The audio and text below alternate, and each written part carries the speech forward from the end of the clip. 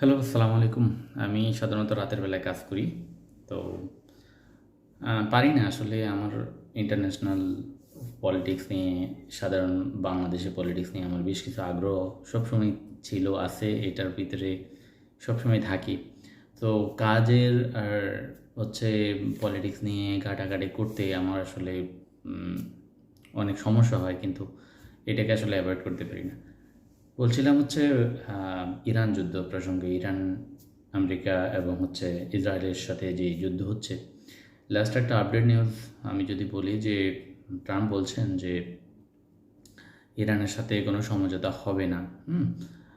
কারণ সময় পার হয়ে গেছে। এর আগে তিনি বলছেন যে ইরান যুদ্ধ সিজফায়ার চাচ্ছে, তাদের জন্য সুযোগ রয়েছে। এটা এক ধরনের স্ট্যান্ড যে আসলে তাদের ইরানকে রাজি করানো। আবার বলছে আমেরিকার কাছে অনন্তকাল যুদ্ধ করার মতন ওয়েপন আছে। ওকে, সো এটার মধ্যে একটা দুর্বলতা আছে। আসলে যেটা বলছে এটা আসলে মিথ্যা, এটা জাস্ট উল্টা হবে। আবার ইসরায়েলের একজন যাচ্ছে যে খুব দ্রুত যুদ্ধটা নিষ্পত্তি হবে। আরেকটা নিউজ হচ্ছে আমেরিকার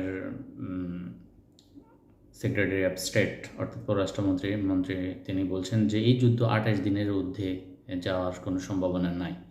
তো এইরকম বহুত খবর আসতেছে, সবগুলোর বিষয় আমি একসাথ করে যেটা বুঝলাম যে ওরা আসলে এই যুদ্ধ থেকে বেরোতে যাচ্ছে, কিন্তু ইরান এর বর্তমান হাই কমান্ড যিনি আলিল্লা রেজামি, যে ওনার নাম, উনি বলছেন যে অদৃশ্য শত্রু বা শয়তানের সাথে যুদ্ধ করছে ইরান। ইরান এই যুদ্ধের সিজফায়ার চাচ্ছে না। ইরান এই যুদ্ধ বছরের পর বছর চালায় নিতে তারা রাজি আছে। তো আসলে আমি 3 মিনিট কথা বলবো, হয়তো এই পুরো জিনিসটা কাভার হবে না এই অল্প কথার ভিতরে। তবে আমি যতটুকু আমি বলতে চাই যে ইরান আসলে এখানে যুদ্ধে এক পক্ষে জিতে গেছে। আপনি লক্ষ্য করে দেখেন, আমেরিকা এবং ইসরায়েল আসার পরে ওদের কিছু হাইকমান্ডকে মেরে ফেলে ওরা চলে যেতে চায়। মানে ওরা যুদ্ধটা শেষ করে দিয়েছে। গত যুদ্ধটা হয়েছিল 12 দিনের যুদ্ধ, সেখানে তারা শেষ করে চলে যেতে চাইছে। কারণ এই ইরানের কাছে যে একটা মাধ্যম আছে, যেটা হচ্ছে একটা এটাকে বলা যায় যে একটা ক্যানেল বলা হয় আর কি, যাক এটার নামটা আমি ভুলে গেছি।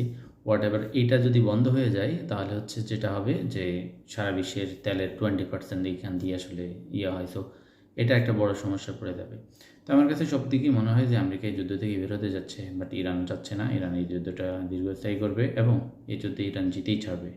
এটাই তাদের প্রমোদি গতিতে মনে হচ্ছে, এবং হয়তো ওদের ভবিষ্যতে আমরা শুনতে পাবো ইরান পরমাণু না এদের মধ্যে বানায় ফেলছে। ব্যাস, এটি হয়তো